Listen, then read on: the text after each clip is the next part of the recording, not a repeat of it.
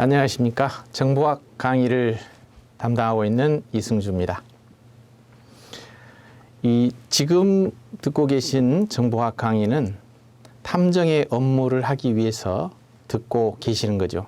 그렇다면 사립 탐정이란 무엇인가 한번 살펴보겠습니다. 탐정은 의뢰자의 요청에 따라서 사건과 사고, 정보 등을 조사하는 민간조사원이다. 이렇게 위키백과에서 정의하고 있습니다. 이 탐정이라는 단어 자체가 영어의 디텍티브 또는 프라이빗 인베스티게이터 이것을 한자로 번안한 것이라는 이야기이고요. 때로는 PI, 프라이빗 인베스티게이터의 약자를 쓰기도 합니다. 영미권에서는 프라이빗 아이다 이렇게 표현하기도 한답니다. 그러나 영어에서 보면 이 디텍티브라고 하는 건데요. 국가나 민간의 사건 조사하는 자를 의미합니다. 그리고 국가공무원인 경우에는 형사로 번역해서 쓰고 민간인인 경우에는 탐정으로 번역되고 있다는 것이 위키백과에서의 정의입니다. 최근 이완영 의원이 대표 발의한 공인탐정 및 공인탐정업에 관한 법률에 보면 공인탐정 업무란 다른 사람의 의뢰를 받아서 사람의 생사나 그 소재, 그리고 두 번째 재산상 이익의 소재 또는 권리 의무의 기초가 되는 사실관계 등에 대하여 정보를 수집하고 사실을 조사하여 의뢰인에게 제공하는 업무를 말한다. 이렇게 정의하고 있습니다. 결국 탐정의 업무는 사건 조사, 사고 조사, 정보 조사 이렇게 이야기할 수 있겠습니다. 그런데 사건 조사이든 사고 조사이든 정보 조사든 관계 있는 내용을 수집해야 합니다. 자, 이러한 관련 내용과 자료 이런 것들 뭐라고 할까요? 우리는 정보라고 말할 수 있다는 것입니다. 그래서 탐정은 정보를 수집해야 되는데 정보라고 하는 말은 행정정보, 의료정보, 여행정보 이와 같이 많은 명칭으로 불리고 있습니다. 따라서 탐정에게 의뢰되는 업무를 처리하기 위해서는 여러 가지 정보를 수집해야 되는 것이죠. 그래서 본 강의에서는 정보를 수집하고 활용한 역사는 어떻게 흘러왔는가? 바로 정보의 역사와 무엇을 정보라고 하느냐라고 하는 건데 정보의 개념과 구성 요소. 세 번째는 정보에도 특성이 있습니다. 어떠한 특성이 있는가? 그래서 정보의 특성과 넷째는 정보는 어떤 가치를 가지는가? 정보가 가치가 없으면 이거 수집할 필요가 없는 것이죠. 그래서 정보의 가치. 그리고 다섯 번째는 그렇다면 정보는 어디서 얻을 수 있느냐? 정보의 출처. 여섯 번째는 정보는 정확한 것이냐? 과연 함정은 없는가? 그래서 정보의 함정에 대하여 알아보고 마지막으로 정보 수집자의 자질은 어때야 되는가라고 하는 것을 살펴보고자 합니다. 자, 정보의 역사입니다. 인간이 무리를 짓고 집단을 이루어 마을을 이루게 됩니다. 그리고 나서 결국은 국가를 만들게 되는데요. 바로 마을을 이루어서 정착하는 그 순간부터 외부의 침으로부터 지켜나가기 위한 노력이 시작됩니다. 즉 자기 방어와 조직 방어를 위해서는 반드시 상대방을 알기 위한 정보 활동이 필요하게 되는 것이죠. 인간은 정보적 동물이라고 합니다. 바로 세상에 태어나면서부터 곧바로 외계와 접하게 됩니다. 자, 이때 자신의 행동 방향, 내가 뭘 할 건가, 이걸 결정하기 위해서는 눈으로 보고, 귀로 소리를 듣고, 코로 냄새를 맡고, 혀로 맛을 보며, 피부 접촉을 통해서 외계를 인식하는 자체가 바로 정보입니다. 그래서 인간에게는 태어나면서부터 아주 완벽한 이 정보 조직인 오관의 감각 기능과 최고의 프로세서인 두뇌의 이 판단 기능을 가진다고 할 수 있겠습니다. 자, 정보 활동은 바로 인류의 역사와 더불어 생존해 온 것이다. 이렇게 알 수 있겠죠. 그리고 인류의 지혜와 이 과학기술의 발전과 함께 그 방법도 변화된다. 그리고 변천해 왔다라고 하는 겁니다. 현재 우리가 지식 정보화 시대 이렇게 얘기합니다. 그래서 이 지식 정보화 시대에서는 인간이 살아가는데 필요한 지식이고 또 삶의 원천이다. 이렇게도 말할 수 있습니다. 이 다음부터는 이 정보의 역사를 고대와 중세, 근대와 현대 이렇게 나누어서 어떠한 변화가 있었는지 살펴보겠습니다. 고대에는 주로 초자연적인 정보원이었는데 누구냐? 예언자나 무녀나 이 점성가 뭐 이런 사람들로부터 그 결과를 산출해내는 활동이었습니다. 최초에는 뭐 신화적인 것에서 시작을 해서 종교적인 것 그리고 세속적이고 인간적인 것으로 변화한 것이죠. 중세에는 국가 조직이 발전하면서 전쟁의 유형의 변천에 따라서 그 영향을 받게 됩니다. 그래서 어떠한 정보를 가지고 기습하는 것, 이것은 점차 효력을 잃게 되고요. 이 장기적이면서도 기본적인 사전 지식, 이게 아주 중요하게 됐다는 것이죠. 그래서 정보 활동도 이제는 모략적인 차원의 첩보 공작 수준에서 벗어나기 시작한 것이 중세의 정보입니다. 어떤 내용들이 있을까 살펴보겠습니다. 그래서 중세의 정보 활동은 단독 스파이 활동으로부터 과학적인 방법으로 변했고요. 정보의 자료로서 뭐가 등장하느냐, 이 지도 분야가 개발됐다고 합니다. 그리고 이 제외 공간, 지금처럼 외교를 하는 제외 공간이 있죠. 여기에서 정보 활동을 시작하게 되었다는 것입니다. 15세기에 들어서서 이탈리아 사람들은 계속 해외에 주재하는 제외 공간을 만들어서 해외 정보 수집에 실질적 활동을 시작했고요. 자, 이렇게 이탈리아가 해외 정보를 수집하자 다른 나라에서도 이를 활용하게 됩니다. 16세기에 영국의 이 엘리자베스 여왕 시대에 보면은 바로 제외 공간에 의한 정보 수집 대소가 특기할 만하게 발전을 하게 되는데요.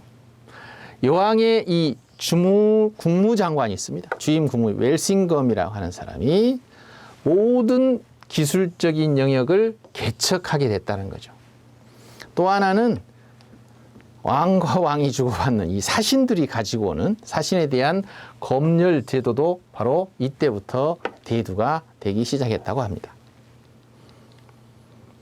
18세기 이후에는 이렇게 직업적 외교관과 정보를 그동안 수집했던 군의 참모부가 있는데요. 서로 의견의 차이를 보이게 됩니다.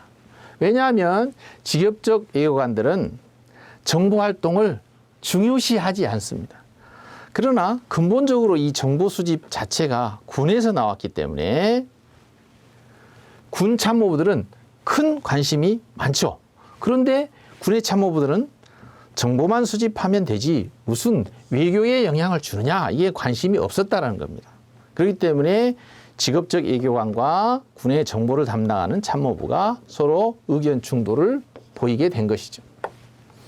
그래서 정부의 기능으로서 대외 정보 수집이 아주 산만하게 이제 흩어져 버렸다는 얘기입니다. 그래서 외교 채널과 정보를 수집하는 정보 부서와의 이 알력이 나타나기 시작해서 결국은 외교적 정보 활동이 이렇게 발전하면서 서로 이게 다른 의견을 노출한 시대다, 이렇게 얘기할 수 있겠고요. 그렇지만 정치 공작을 위한 첩보 활동과 또 비밀 경찰 조직의 탄생이 되면서 오히려 대정보 공작이 활발해진 시대다, 이렇게 평가할 수 있습니다. 다음은 근대입니다. 근대 초기 유럽의 여러 나라들은 보면요, 해외 정보보다는 왕권을 수호하는 정보 활동이 활발했다고 합니다. 다 영국은 주로 기술적으로 첩보를 수집하는 활동이 발달했고요. 독일의 프리디 대왕 같은 경우는 체계적인 이 정보기관을 창설했고요. 그래서 현대적 정보 체계를 창안함과 동시에 이 병학입니다. 군사. 이 군사 학문에 대한 사상에 따라서 뭐 단기전이나 또는 섬멸 전략, 이런 것들을 전략가로서 상당히 특출했는데요. 이 독일의 전통적 전략 전술의 기초를 확립한 사람이 프리드리히 대왕입니다. 또한 베릴름 슈바트 스타이베르의 협력을 얻어서 참모본부 기능의 하나로 이 정보 조직을 발전시킨 게 큰 내용 중에 하나입니다. 19세기에 이르러서 유럽의 여러 나라들은 바로 아까 이 프로이센의 정보 조직을 모방하고 다양한 형태, 각양각색의 정보 활동을 전개하게 되면서 유럽 전역이 이 스파이 대 스파이의 이 천국으로 돼버렸다는 것입니다.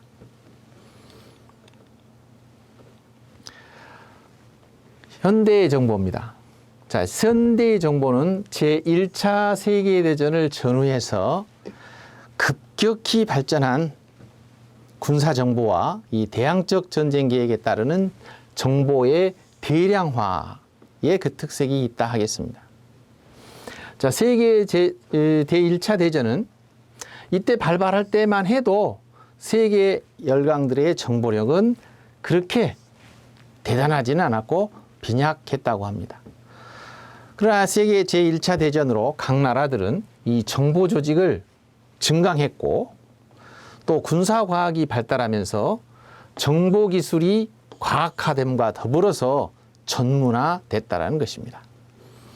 그래서 모든 국가에서 이 대외 진출의 기초로 정보가 중요한 지위를 차지하게 되죠. 세계 제2차 대전은 정보의 양상을 더욱 강력하고 그리고 기술적인 것으로 발전시키게 됐답니다. 그래서 공동 목적을 위해서 정보의 국제적 협력이 이루어졌는데 원자력이나 핵이나 미사일, 이런 새로운 형태의 정보 시대를 맞게 되었다는 것입니다.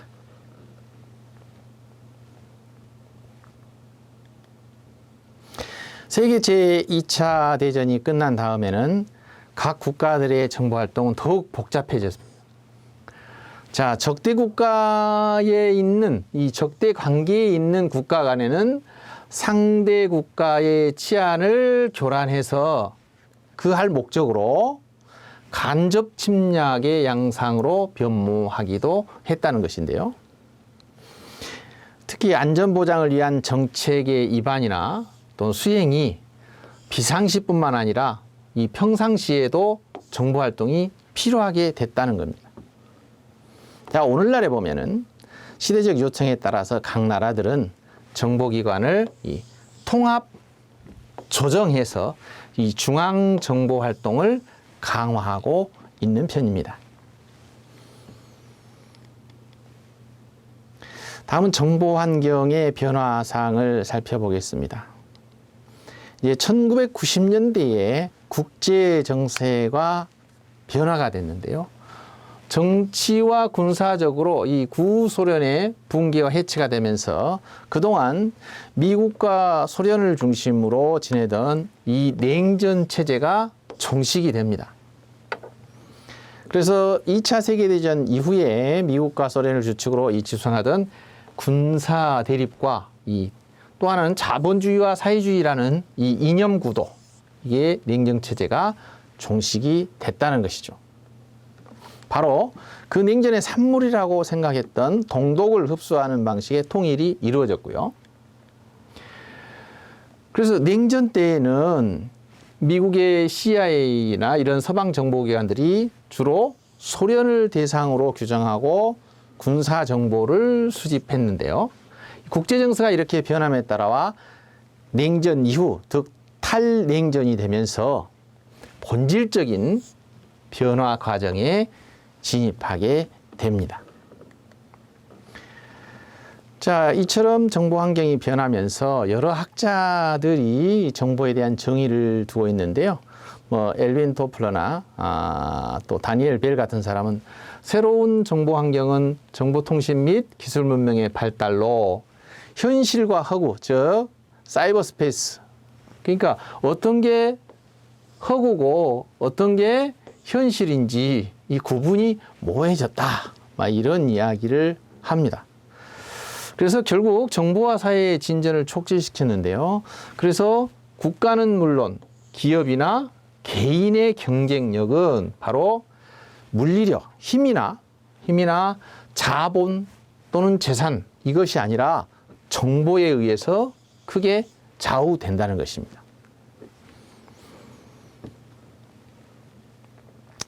첨단 과학이 발전하고 정보화 사회가 개막이 되면서 이제는 정보가 국가의 미래와 운명뿐만 아니라 새로운 경쟁에 대비하기 위한 핵심적 준비 수단이 되는 환경이 조성되고 있다, 이렇게 볼 수 있습니다.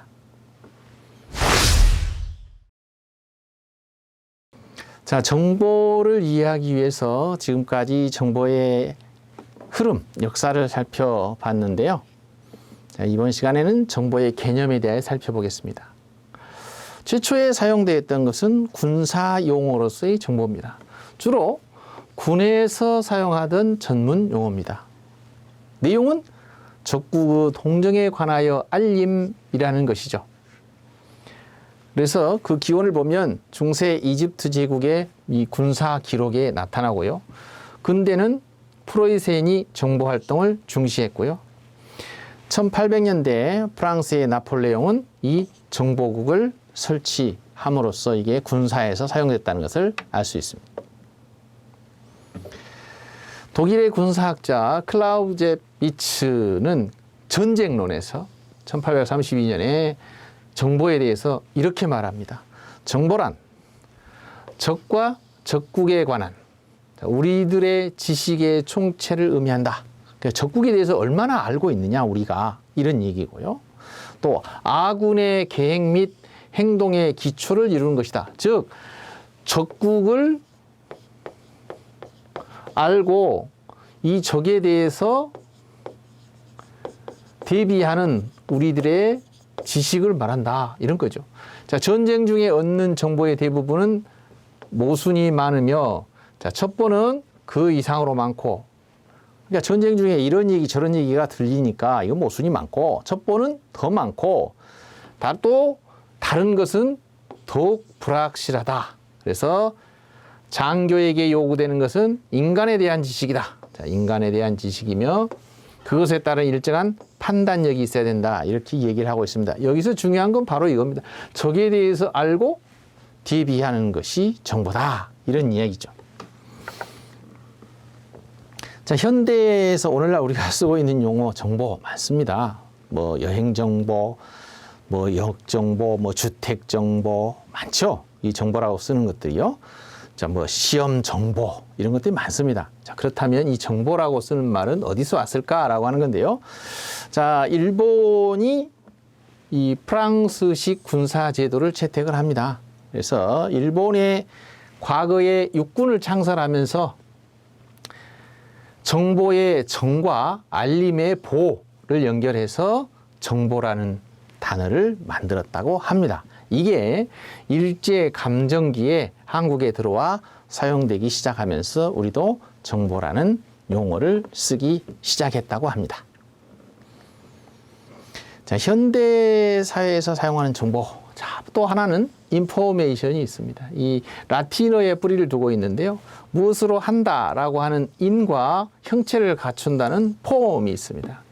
그래서 인포메이션은 무질서하게 널려 있는 것들을 구별해서 관련을 맺어준다. 이런 뜻이라고 할 수 있겠습니다. 그렇다면 과학기술적 측면에서 한번 정보를 바라보자. 이런 얘기인데요. 자, 받아들이는 사람에게 필요한 형태로 처리된 데이터다. 받아들이는 사람. 지금 필요한 사람이란 얘기죠. 그래서 또는 현재 또는 장래의 의사결정에 있어서 실현되든가 또는 그 가치를 인정받는 거.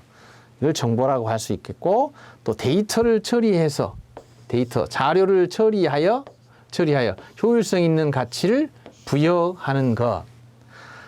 뭐 그냥 두면 아무런 가치가 없지만 그걸 처리해 두면 가치가 늘어나는 겁니다.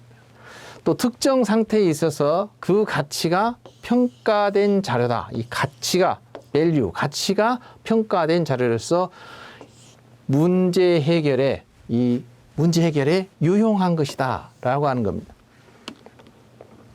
우리는 끊임없이 문제 해결을 하고 있죠. 뭐 정부기관도 그렇고 개인도 그렇고 바로 이때 뭐가 필요하겠습니까? 정보가 필요하겠다. 이런 얘기입니다. 사이버네틱스 이론을 구성한 노비트 위너 같은 사람은 이렇게 이해하고 있습니다.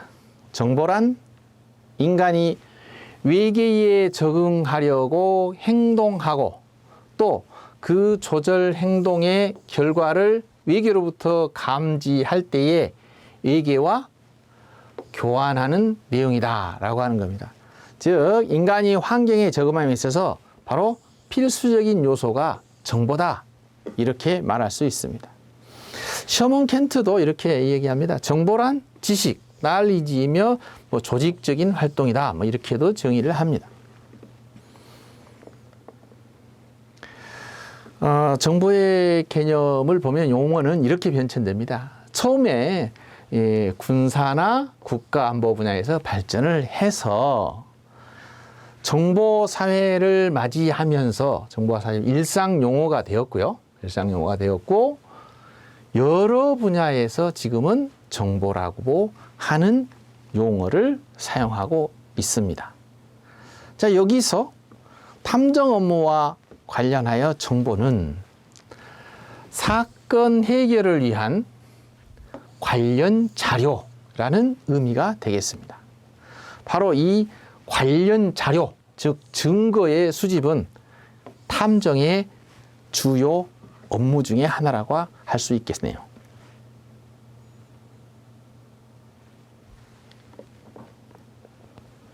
정보 개념의 구성 요소가 있습니다. 정보 개념 속에 들어있는 구성 요소. 첫 번째는 정보의 사용자가 있습니다. 자, 어떤 상황을 막론하고 정보가 있어야 하는, 필요로 하는 사용자 하나 있겠고요. 정보의 고유의 가치가 있어야 합니다. 필요로 하는 사람과 상황에 따라 이 평가가 달라집니다. 예를 들면 우산 장사는 일기예보가 굉장히 중요합니다. 비가 온다 이러면 우산을 가지고 팔아야죠.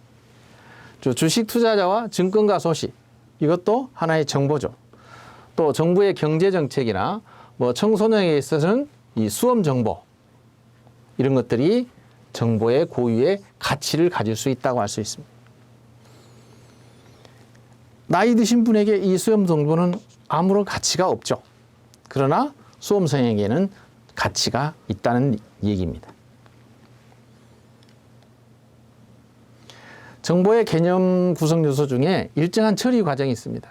이 필요한 사람이나 특정한 목적에 따라 일정한 처리 과정을 거치지 않는 것은 단순한 이 자료나, 이건 단순한 자료입니다. 그냥 그대로 있는 거.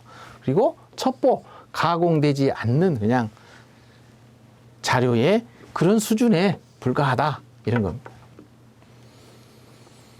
정보의 개념 구성 요소 중에 정보의 구성, 즉 자료와 정보원이 있습니다. 여기는 자료와 정보원입니다. 자료와 정보원. 정보를 구성하는 속에 어떤 자료가 있어야 되고 그 자료를 얻는 곳이 있어야 됩니다. 그래서 정보를 제공하는 사람 또는 조직, 이런 정보의 출처, 뭐 이렇게도 얘기할 수 있지만 그 안에는 원료, 소스라고 하는 의미도 들어 있습니다. 이 정보원의 뜻 속에는.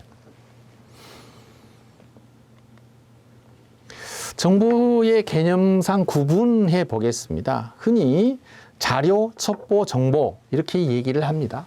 그래서 자료, 첩보, 정보 이렇게 얘기하는데, 자료는 특정한 목적이기에 평가되지 않은 겁니다. 아직 평가가 되어 있지 않는 단순한 어떠한 사실이나 기호, 어떤 문자 뭐 이런 것들도 있을 거예요. 자료 이런 겁니다. 각종의 신문 자료나 뭐 서적, 광고, 개개인의 신상 자료 무한히 많습니다.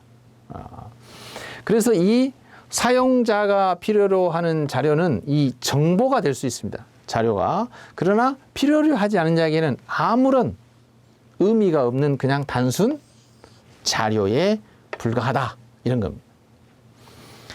요리에 관한 책이 있다, 이렇게 이야기할 때 요리에 중요하게 요리를 연구하는 사람에게는 중요한 정보가 될 수가 있습니다. 그러나 요리를 연구하지 않는 사람에게 때는 단순한 뭐에 필요하겠습니까? 뭐 자료에 필요하다. 물론 연구한 사람도 자료에서 본인이 잘 가공을 하면 정보가 되는 것이죠. 그때에. 다음은 첩보입니다. 첩보를 인포메이션 이렇게 얘기하고요. 정보를 인텔리전스 이렇게 얘기합니다. 이 첩보는 목적성을 가지고 의도적으로 수집한, 그냥 수집한 게 아니고요. 의도적으로 수집한 겁니다. 이를 가리켜서 1차 정보 또는 생정보다 이렇게도 부릅니다. 이제 생정보란 뭐냐? 뭐 생생한, 그러니까 프레시한 것이 아니라 즉 요리되지 않는, 아직 가공되지 않는 그런 정보라는 뜻입니다.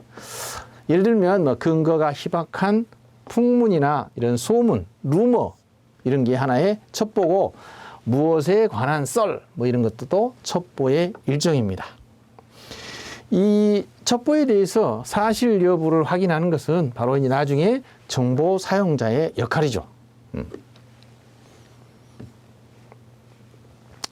정보와 첩보를 한번 구분해 보도록 하겠습니다.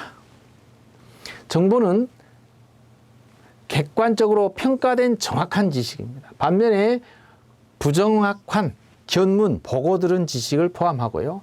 완전성에 있어서 사용 목적에 맞도록 평가, 분석, 종합, 해석돼서 완전한 지식인 반면에 이건 불완전한 지식입니다. 적시성은 사용자가 필요한 적시에 제공되어야 하는 겁니다. 적시성이 굉장히 많이 요구됩니다. 그렇지만 첩보는 시간에 구애받지 않고 과거 것도 현재 것도 불문합니다.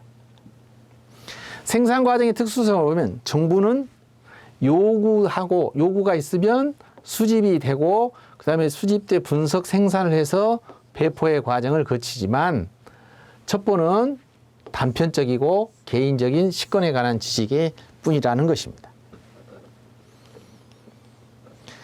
자, 정보 보겠습니다. 정의해 봅니다. 특정 상황에서 가치가 평가되고 체계화된 지식입니다. 그래서 아까 첩보를 우리가 1차 정보 했죠. 이 정보는 2차 정보며 지식이며 바로 정보라고 말할 수 있습니다. 자, 정보는 왜 중요하냐? 데이터나 첩보, 1차 정보로부터 끄집어낸 에센스입니다. 그래서 특정한 상황에서 뭘 위해서 정보를 만드느냐? 가장 적합한 행동을 선택할 수 있는 판단의 기준이 된다라고 하는 겁니다.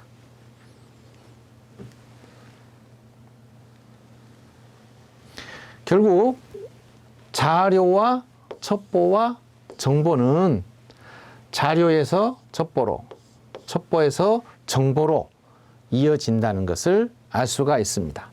내용들은 앞서 설명한 내용과 같기 때문에 생략을 하겠습니다. 참조하시기 바랍니다.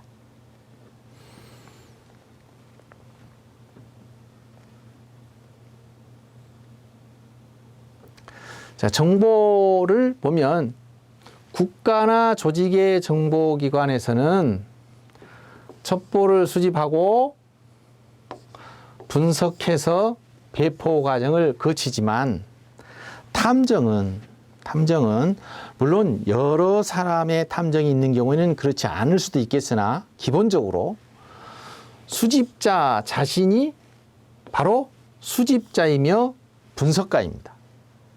그리고 또 수집한 자료도 그대로 사용하는 경우도 있고 또 출처와 신빙성을 검토해야 할 경우도 있고 분석 후에 사용하는 경우도 있습니다. 다음은 정보의 특성을 살펴보겠습니다. 첫 번째, 자원으로서 정보의 특성입니다. 켄통과 도딕은 정보에 관하여 8가지 특성을 말하고 있습니다. 첫 번째는 정보는 다른 자원의 적절한 기능을 위한 기반이 된다라고 하는 겁니다. 석탄이나 기름 이런 같은 자연 자원은 그대로 쓸 수 있지만 정보는 다른 자원들의 응용과 평가에 필요한 것이라는 얘기입니다. 두 번째, 정보 자원은 분배해도 줄어들지 않는다는 것인데요. 다른 사람에게 나누어 줬다. 그래서 나의 가치가 줄어들었느냐? 그러지 않는다는 것이죠. 오히려 새로운 사용자가 생기기 때문에 가치가 더욱 늘어날 수 있다. 이런 이야기. 세 번째, 정보는 하나의 상품으로 생산되고 판매된다. 일기예보, 유료 돈 받는 거죠. 예, 우산장사 이렇습니다. 자, 정보를 관리하는 새로운 조직 계층이 발생을 합니다. 자, 정보를 관리하려면 계층이 생기게 되겠죠. 그래서 새로운 정보 계층을 탄생하기도 한다는 겁니다. 정보는 교환을 할 때 이 취약점을 가지고 있지만 교환의 필요성은 상당히 높은 거요. 저 정도는 역동적이라는 겁니다. 움직인다는 것이에요.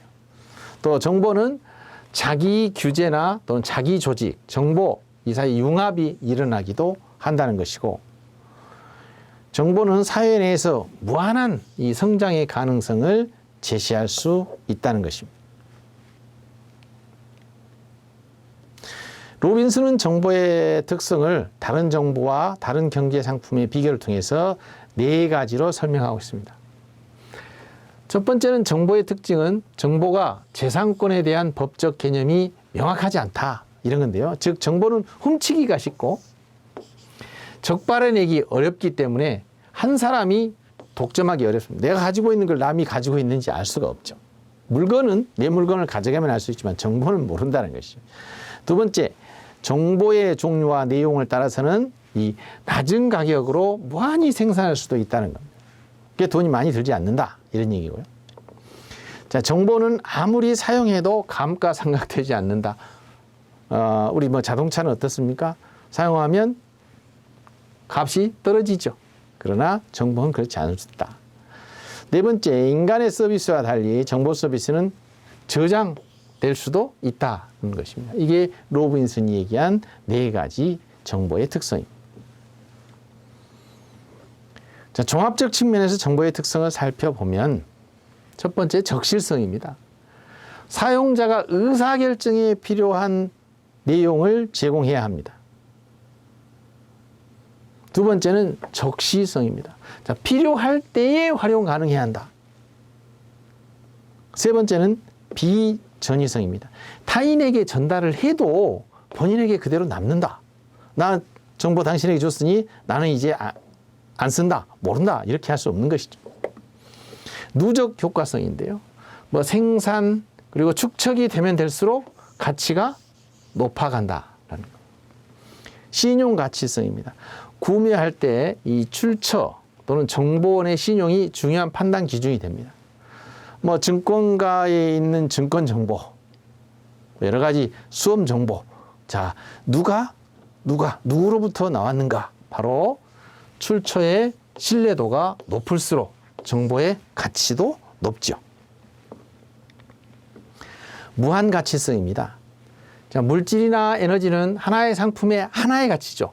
하나의 상품의 하나의 가치이지만 정보는 한 가지라도 필요한 사람이면 누구에게나 가치가 있기 때문에 무한한 가치가 있다는 것입니다. 정보를 얼마나 자주 주느냐, 사용자가 자주 필요한 거라든가 또는 판단의 중요한 측정률입니다. 이 가치, 자주 필요할 때 계속 가지고면 자신에게 상당히 중요한 가치를 주는 것이죠. 마지막으로 완벽성인데요. 자, 필요한 사람에게 전반적이고 체계적인 내용을 모두 전달할 수 있느냐라고 하는 겁니다. 그래서 모두 필요한 내용을 모두 전달해 줄 수 있다. 전반적이고 이렇다면 정보의 가치가 상당히 높은 것이라는 것이죠. 이게 바로 종합적 측면에서의 정보의 특성입니다. 자, 문제풀이 가보겠습니다. 1번, 다음 시대별 정보 수집 활동에 대한 설명으로 적절하지 않는 것은, 자, 고대의 정보, 주로 초자연적인 정보원에서, 그렇죠, 무녀, 예언가 이랬다는 거고요. 다음, 중세의 정보, 장기적이고 기본적인 사전 지식의 중요성을 인식하면서 모략적인 차원을 넘어서 벗어나기 시작했다. 막 그런 것 같고요. 자, 근대의 정보, 군사적, 외교적 정보 활동이 함께 발전하면서 상반된 양상이 노출된 시대이며, 그렇죠? 외교관과 군 정보부가, 참모부가 이렇게 상반된 의견을 보였다. 정치 공작을 위한 첩보 활동과 비밀 경찰 조직의 탄생으로 대정보 활발해진 시대이다. 라고 하는 거고요. 자, 현대의 정보 보면 제2차 세계대전을 전후해서 급격히 발전해온 군사정보와 대항적 전쟁의 개혁하에 따른 정보의 대량화의 그 특색이 있다. 아, 현대의 정보 언제부터 시작했을까요? 아마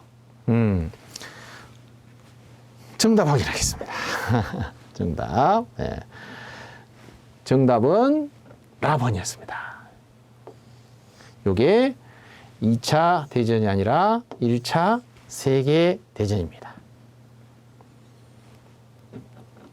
문제 2번 가겠습니다. 정보 개념의 구성 요소로서 가장 적절하지 않는 것입니다. 뭐 금방 나오죠. 사용자가 있고요, 가치가 있고요, 일정한 처리 과정을 거친다라는 거죠. 그렇죠? 정보의 구성, 왜요? 자료와 정보원이 있다. 이렇게 얘기를 했죠. 그렇습니다. 그래서 보겠습니다. 자, 그렇죠? 세 가지는 맞고, 정보기관의 조직활동. 그래서 정보기관만의 조직활동은 정보가 아니다라는 거죠. 물론 여기에 셔먼 켄트는 정보란 지식이며 조직활동이다 이렇게 얘기를 하기는 했습니다. 그러나 정보기관의 조직활동이 정보 개념의 구성 요소는 아니라는 겁니다. 3번, 정보의 경제적 특성에 대한 설명으로 적절하지 않는 것은, 전부 적절하지 않는 거네요. 1번, 정보의 특징은 정보가 재산권에 대한 법적 개념이 명확하지 않다는 것. 정보 종류와 내용에 따라서는 낮은 가격으로 무한히 생산할 수 없는 것도 있다. 없는 것도? 무한히 없는 것도 있다. 정보는 아무리 사용해도 감가상각되지 않는다. 아, 이거 강조했죠. 다음에 인간의 서비스와는 달리 정보의 서비스는 저장될 수도 있다. 아, 그렇습니다. 1번과 2번 중에 답 확인 들어갑니다. 자, 3번. 나가 답이네요. 정보의 종류와 내용에 따라서는 낮은 가격으로 무한히 생산할 수 있다. 자, 무한히 생산할 수 있다가 답입니다.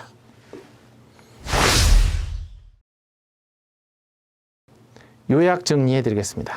자, 정보의 역사. 그래서 우리가 고대, 중세, 근대, 현대 나눠봤습니다. 고대는 주로 초자연적인 정보원에서 그 결과를 산출해내는 활동이었다라는 거고요. 자, 중세에는 들어와서 장기적이고 기본적인 사전 지식의 중요성을 인식하게 되면서 이제 점차 모략 이런 차원에서 벗어났다라는 거죠. 근대는 자, 외교적 활동이 발전하면서 바로 상반된 양상을 나타냈다라는 거죠. 그래서 정치 공작을 위한 첩보와 비밀 경찰 조직 탄생, 그래서 대정보 공작 활동이 활발해진 시대였다. 현대에는 바로 요 제1차 세계대전을 전후하여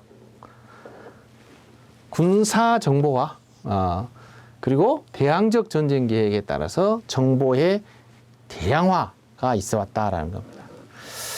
결국 정보 환경이 변화되면서 첨단 과학이 발전함과 더불어서 이 지식 정보화 사회의 개막 이런 게 가져왔는데요. 바로 정보가 국가의 미래와 운명뿐만 아니라 새로운 경쟁에 대비하기 위한 핵심적 준비 수단이 되는 환경이 됐다라고 이야기할 수 있겠습니다. 정보의 개념과 구성 요소입니다. 주로 정보는 적구 동정에 관하여 알림에서 유래했고요.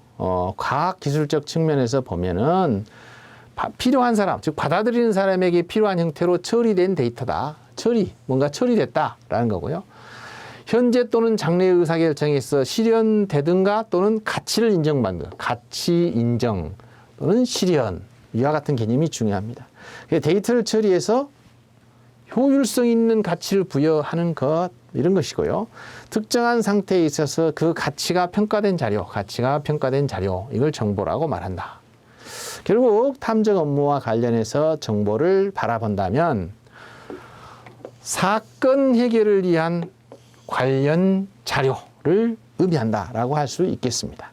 그래서 이 정보의 수집, 즉 관련 자료의 수집은 탐정의 주요 업무 중에 하나다.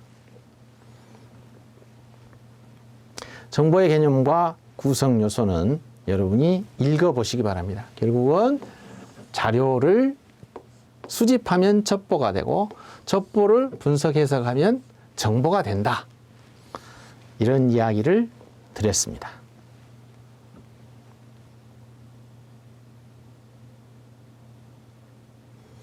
정보의 특성, 자원으로서의 정보를 보면 또 경제적 상품으로서 정보의 특성 이런 것을 살펴봤고요. 자, 종합적 측면에서 결국 정보의 특성을 보면 적실해야 됩니다. 필요해야 되죠. 누구에게 나 지금 필요하다. 적시 필요한 시기에 갖다 줘야죠. 시기가 지나면 정보는 가치가 없는 겁니다. 남에게 주어도 내가 결국 나에게 또 남는 거고요. 누적 효과성 계속 분석해서 자료를 남기면 더 큰 가치를 가져올 수 있고요. 자, 믿을 수 있는 정보원이면 더 많은 가치가 있다는 거죠. 무한히 가치가 있다는 거죠. 계속해서. 그리고 얼마나 자주 정보를 주느냐에 따라서 또 가치를 나타낼 수 있고요. 완벽해야 된다는 거예요. 완벽하면 완벽할수록 더 많은 가치를 나타낸다라는 특성입니다.